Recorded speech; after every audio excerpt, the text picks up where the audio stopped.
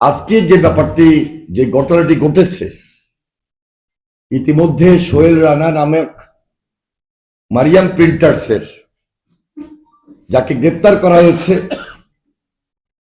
সে আমরা যতটুকু শুনেছি জানি জামায়াত ইসলামী কর্মী বলে তার হয়তোবা পদ পদবিও রয়েছে।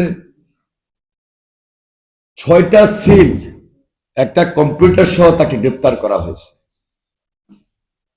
এবং এই 6টা সিল যে বানিয়েছে, যারা বানিয়েছে, নিশ্চয়ই এর পিছনে অনেক কলকব্জা রয়েছে এবং একটা ইলেকশন ইঞ্জিনিয়ারিং এর হিসাব নিকাশ রয়েছে।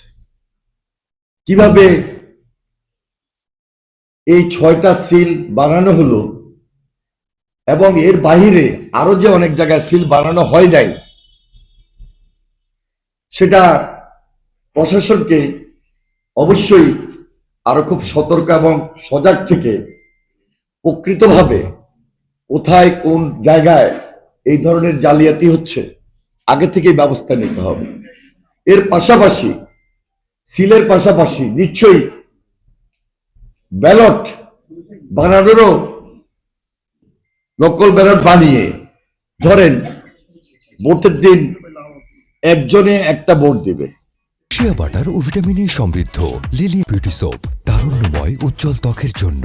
রিমার্ক, তাদের সেই নির্ধারিত লোক একটার সঙ্গে যদি আরেকটা ব্যালট বা আরো 2টা ব্যালট বা আরো 3টা ব্যালট নিয়ে গিয়ে সেই স্বচ্ছ ব্যালটের মধ্যেই রাখে গোপন কক্ষে, ধরার মতো কেউ হয়তো নাও থাকতে পারে। এজন্য আগে থেকে আমাদেরকে খুব সজাগ এবং সতর্ক থাকতে হবে। বিদায় আমরা আজকে এই প্রেস কনফারেন্স করেছি, এই সংবাদ সম্মেলন আয়োজন করেছি। প্রকৃত তথ্যটা আমার চেয়ে বেশি আপনারা ভালোভাবে প্রচার এবং প্রকাশ করতে পারবেন, যেহেতু প্রশাসন তাদেরকে গ্রেপ্তার করেছে। এর পিছনে কার ইন্ধন, কোন প্রার্থীর ইন্ধন, কোন নেতার ইন্ধন, কিভাবে এই 6টা সিল বানানো হলো, এটা খুঁজে বের করতে হবে এবং দৃষ্টান্তমূলক শাস্তির ব্যবস্থা করতে হবে। তাছাড়া প্রত্যেক কেন্দ্রে কেন্দ্রে জাল ভোট যেন না হইতে পারে, প্রত্যেক কেন্দ্রে যেন এই ধরনের জালিয়াতি না হইতে পারে, এর ব্যবস্থা গ্রহণ করতে হবে এবং সরকারকেই, নির্বাচন কমিশনকেই এই উদ্যোগ গ্রহণ করতে হবে। আমাদের কেন্দ্রের মধ্যে যিনি এজেন্ট থাকবেন, তিনি সর্বোচ্চ দায়িত্ব পালন করবেন। যিনি প্রিসাইডিং অফিসার, তিনি যেন নিরপেক্ষ হন, তিনি যেন কোনোভাবে কোনো দলভিত্তিক না আসেন, অত্যন্ত দায়িত্বশীলতার তিনি যেন পরিচয় দেন। আগেভাগেই প্রিসাইডিং অফিসার নিয়োগের ক্ষেত্রে সেই দায়িত্বটুকু নির্বাচন কমিশনকে গ্রহণ করতে হবে। আমাদের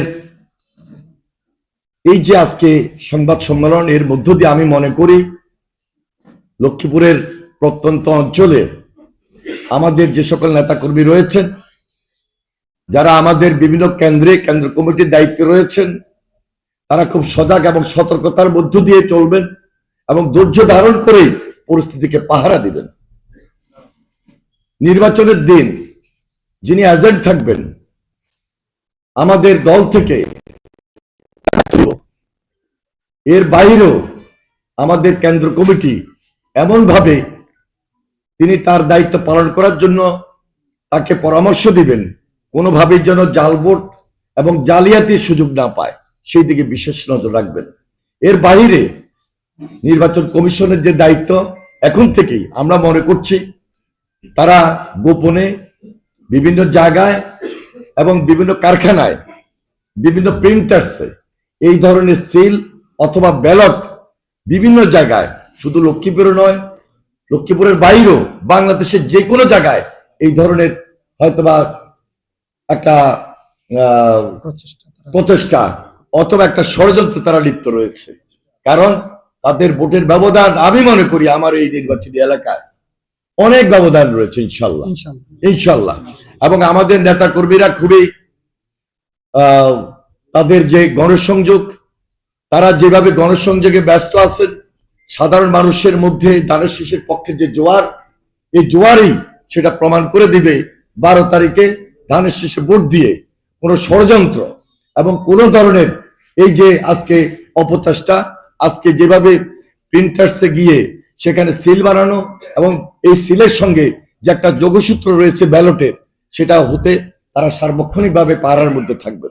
আমি শুধু বারবার একই কথা বলার চেষ্টা করছি যে এই দায়িত্বটুকু নির্বাচন কমিশনকে সবচেয়ে বেশি গ্রহণ করতে হবে, উদ্যোগ নিতে হবে, প্রশাসনকে উদ্যোগ নিতে হবে।